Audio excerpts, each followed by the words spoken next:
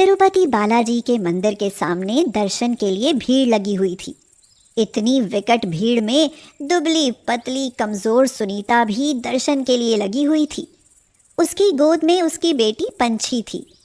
दर्शन करते समय सुनीता ने मन्नत मांगी, हे प्रभु, मुझ पर दया करो, मैं कैंसर की मरीज हूँ।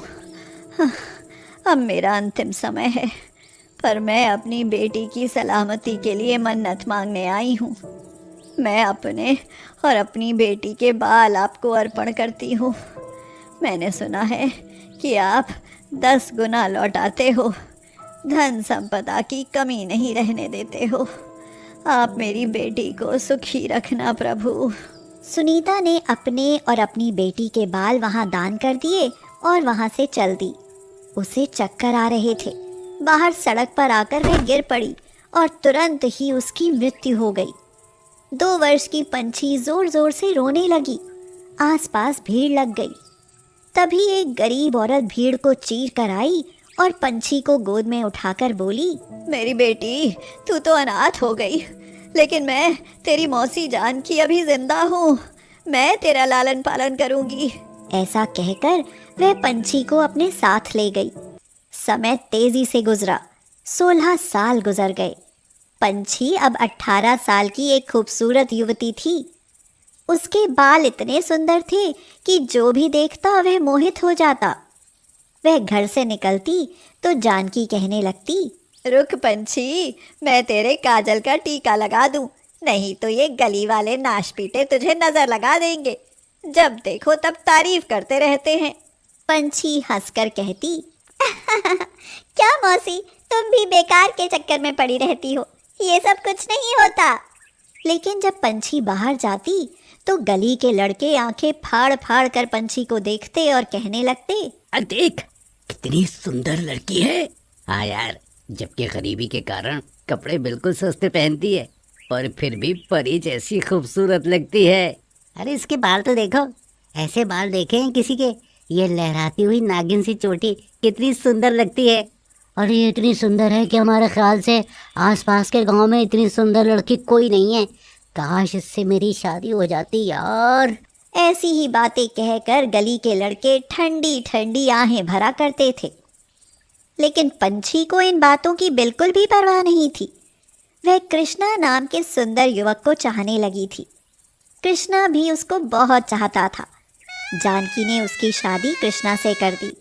कृष्णा के परिवार में उसके अलावा एक बड़ा भाई और भाभी मालती थी। कृष्णा और पंछी बहुत खुश थे, लेकिन कृष्णा भी बहुत गरीब था।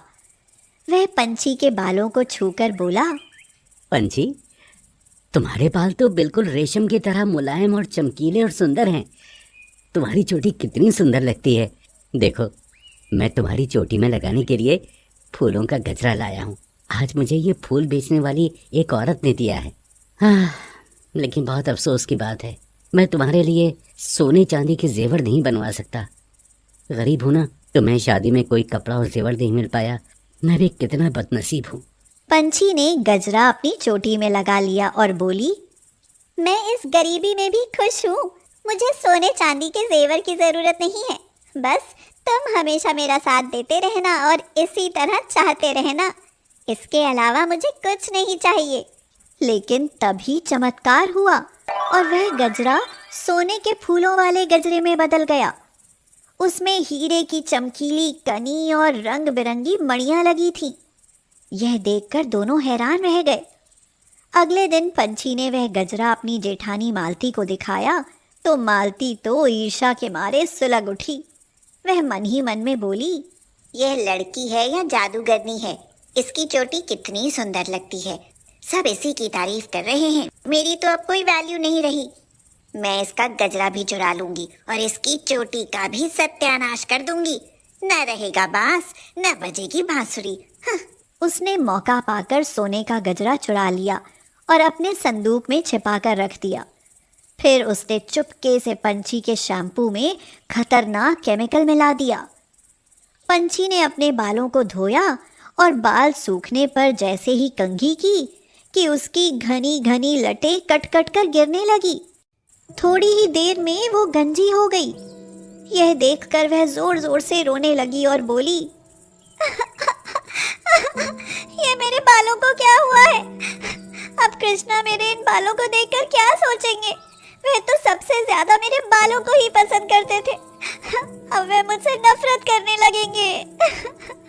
लेकिन पंछी का सोचना बिल्कुल गलत निकला। जब कृष्णा ने यह देखा तो उसको गले से लगाकर बोला, तुम रो मत पंछी, मैं तुम्हारे लिए फूलों वाला स्कार्फ लाकर दे दूंगा, वो तुम बांध लेना। थोड़े दिनों में बाल फिर से आ जाएंगे। अब तब तक के लिए अपना गजरा रख दो। लाओ, तुम्हारा गजरा मैं संभाल कर अपने पास रख लेता हूँ। पंछी गजरा ढूंढने लगी, लेकिन वह नहीं मिला। तब पंछी और जोर जोर से रोने लगी। वह बोली, मेरा गजरा भी गायब हो गया है। सारे अपशकुन हो रहे हैं।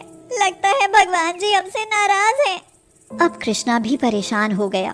सारे घर में गजरा नहीं मिला तो उसने पंछी को समझाया और कहा, तुम चिंता मत करो, जैसे जादुई ढंग से गजरा आया था ना, वैसे गायब हो गया। आप ठीक कहते हो। कृष्णा पंछी के लिए फूलों वाला स्कार्फ ले आया। वह पंछी ने अपने सिर पर बांध लिया। पंछी भी खुश हो गई क्योंकि कृष्णा उससे पहले से भी ज्यादा प्यार से बातें कर रहा था। अगले दिन जब वह सोकर उठी तो वह खुशी से चीख उठी, अरे सुनिए, देखिए, यह मेरे बाल फिर से पहले जैसे हो गए हैं। कृष्णा ने देखा तो वह भी खुश हो गया। सचमुच पंछी की पहले की तरह ही नागिन की तरह चोटी लहरा रही थी। कृष्णा ने उसकी चोटी में एक बड़ा सा गुलाब लगा दिया। वह गुलाब तुरंत सोने का बन गया। यह देखकर कृष्णा चौंका। वह बोला, लगता है तुम्हारी चोटी जादुई है, इसमें जो भी चीज लगाता हूँ वो सोने की हो जाती है। ऐसा कहकर वह एक फूलों का गुच्छा लाया और उसने चोटी में लगा दिया। वह गुच्छा भी सोने का बन गया। अब तो कृष्णा का नियम बन गया।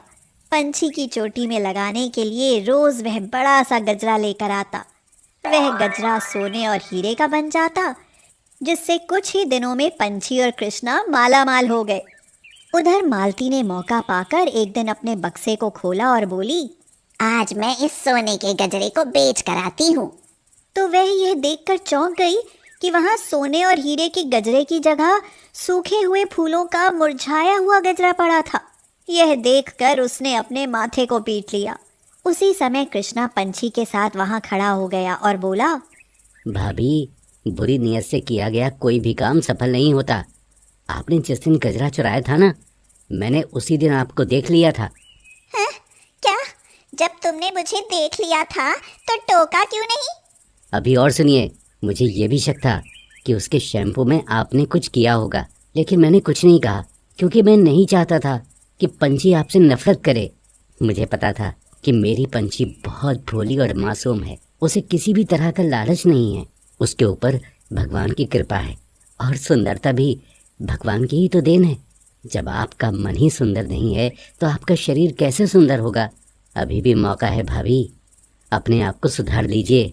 यह बात सुनकर मालती बहुत शर्मिंदा हो गई और उसी दिन से उसने अपने व्यवहार को सुधारना शुरू कर दिया। अब उसका व्यवहार सबके लिए बहुत अच्छा हो गया था। ना तो वह किसी से जलन करती थी और ना ही किसी को परेशान करती थी। जहाँ तक हो सकता था वह सबकी मदद करती थी। अब पूरे मोहल्ले में पंछी और मालती की प्रशंसा होती थी।